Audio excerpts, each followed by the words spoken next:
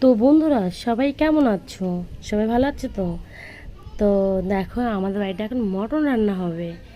এই যে কড়াইতে মশলা দিয়ে না মটন দেওয়া হচ্ছে। দেখো, এবার মটনটা কষা কষা হচ্ছে।